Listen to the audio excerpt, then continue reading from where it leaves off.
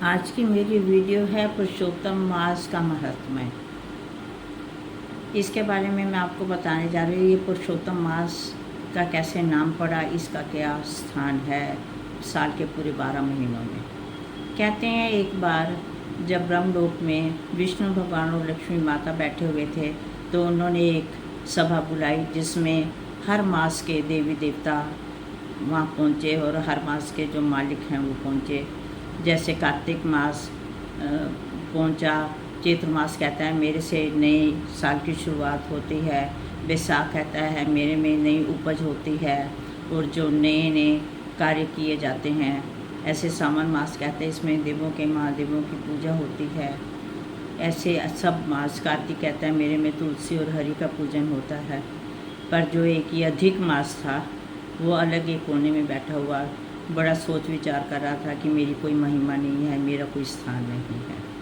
ये देखकर ज्येष्ठ मास ने पूछा तुम कोने में कैसे बैठे हो, तुम्हारी क्या इज्जत है, तुम बिना बुलाए आए हो, तुम्हारे तो कोई स्थान ही नहीं है।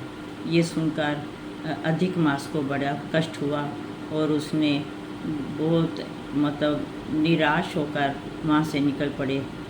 जाते जाते उन्होंने देखा कि मैं तो बहुत परेशान हूँ, मेरा कोई सहारा नहीं है, मेरा कोई स्थान नहीं है, इसलिए मैं क्या कर सकता हूँ। ये देखकर जब वो ब्रह्मा लोक में पहुँचे तो उन्होंने बोला मेरा काम तो है संसार का पालन करना, उनका संचार करना, इसलिए मैं आपको कोई स्थान नहीं दे सकता। इसके बाद फिर वो विष्णु लोक में पहुँचे। वहाँ उन्होंने कहा कि ये तो काम हरि का है, आप लक्ष्मी नारायण जी के पास जाइए, वो आपके दुखों का निवारण करेंगे। इससे जो अधिक मास है उसको कुछ प्रसन्नता प्राप्त हुई और वो वहाँ विष्णु भगवान और लक्ष्मी माता के पास पहुँचे। वहाँ जाकर उन्होंने बड़े उभरे भाव से बोला कि मैं बहुत परेशान हूँ, आप मेरा कल्याण करें। मैं एक अधिक मास हूँ जिसकी कोई स्थान नहीं है, आप मेरे को मेरा स्थान भी दीजिए। जैसे औरों का पूजन होता है मेरे को भी पता चले कि मेरा क्या स्थान है। उन्होंने बोला कि आप निराश मत हो।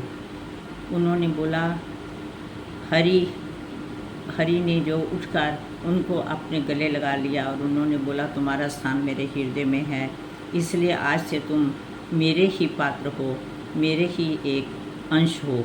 इसलिए जो तुम्हें कि तुलसी की पूजा करेगा, कृष्ण भगवान की पूजा करेगा, वो आपको ही पाएगा। पुरुषोत्तम मास आज से आपका नाम है, इसलिए आप सब महीनों में पुरुषोत्तम हो, बड़े माने जाओगे और तुम्हारी महिमा अपार होगी।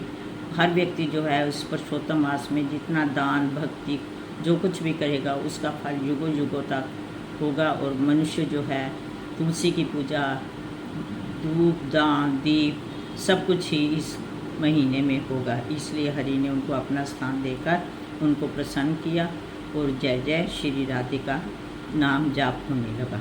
इसलिए पुरुषोत्तम मास को, अधिक मास को पुरुषोत्तम मास का नाम दिया गया और उसकी बहुत महिमा हो गई। जय जय श्री राधे कृष्णा, जय जय श्री राधे कृष्ण।